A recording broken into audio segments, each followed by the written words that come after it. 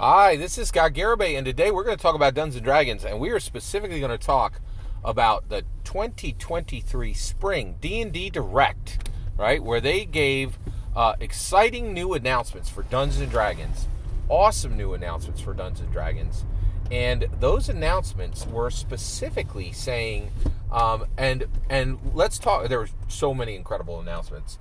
Let's handle them one at a time, right? So, what really got me excited was seeing Jeremy Crawford and Chris Perkins, right? So they came at the end and they said, "Hey, we're Jeremy Crawford and we're Chris Perkins, and we're going to talk to you about the D&D Canon hardbacks, right?" And so they were talking, and a lot of people were like, "Scott, I didn't even talk about really the D&D stuff at all," and I think a lot of people don't understand that D&D is a global brand, right? And so and here's the thing, right? You and I were like, hey, let's use Dungeons and Dragons as a bridge to identity. Let's use Dungeons and Dragons to fundamentally change how we see identity, narrative, and language itself, and as a consequence, transform, as exactly like Joe Manganiello said, let's use D&D to transform our own lives, and as a result, change the culture we live in.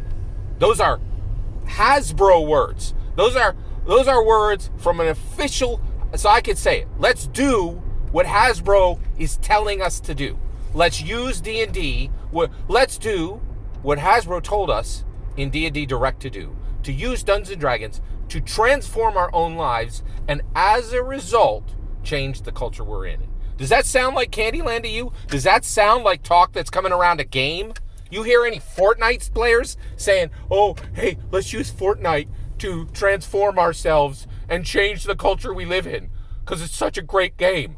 It's not a game. It was never a game. It wasn't a game on day.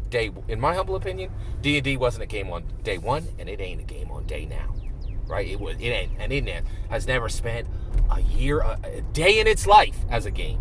It has always been a tool, as Joe Manganiello says, to transform our own lives, right?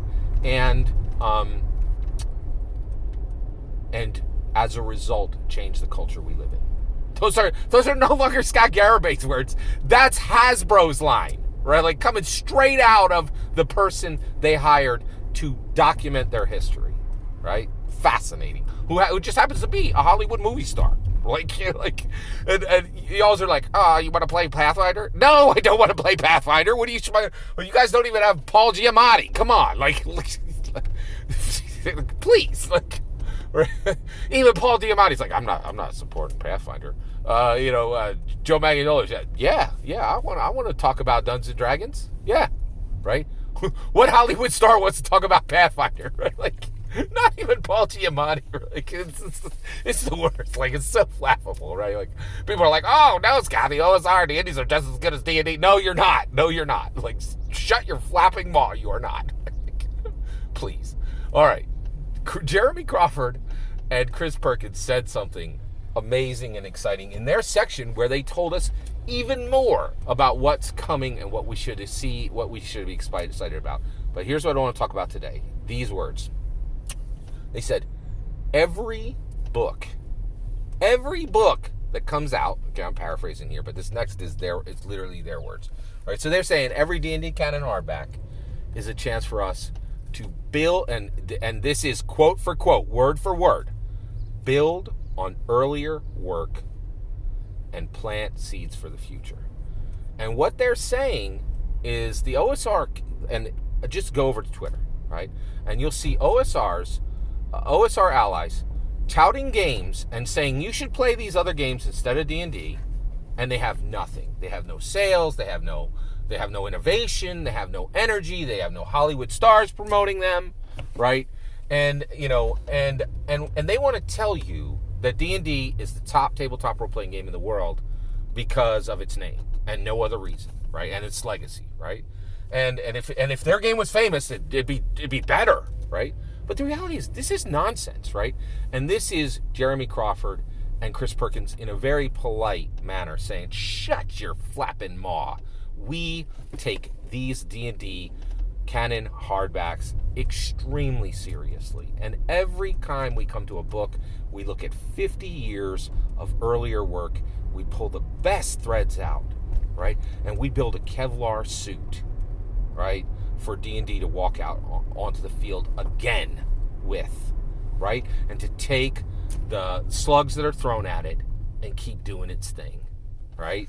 And they're like, we are looking at 50 years of legacy and hard work from Gary Gygax, Lorraine Williams, Ryan Dancy, Robert Hainsue, Mike Merles, Christopher Perkins, right? Down the line, baby, down the line. And they're saying, we are doing the work. We are working hard, and we are making it matter, right?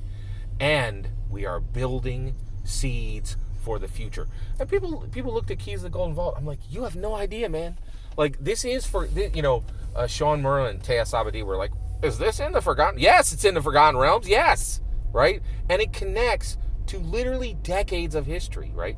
But it is also, Keys from the Golden Vault was building lore that you will see this Friday, right? So they are taking roots that go down 5 decades, and they are planting seeds for branches you will stand on 5 decades from now. Christopher Perkins and Jeremy Crawford outdo every sad sack OSR and indie creator you can put in front of them, except Kelsey Dion.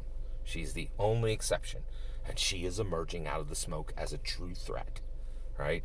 But the rest of y'all's, you could check your noise, man. And they were saying, hey, we're here, we're doing the job, man. And they are very much doing the job. Every single word of that is my humble opinion. What's important is when I get to hear your humble opinion, when you get in the comments and send your traffic. Please consider liking and subscribing, and have a wonderful millennium.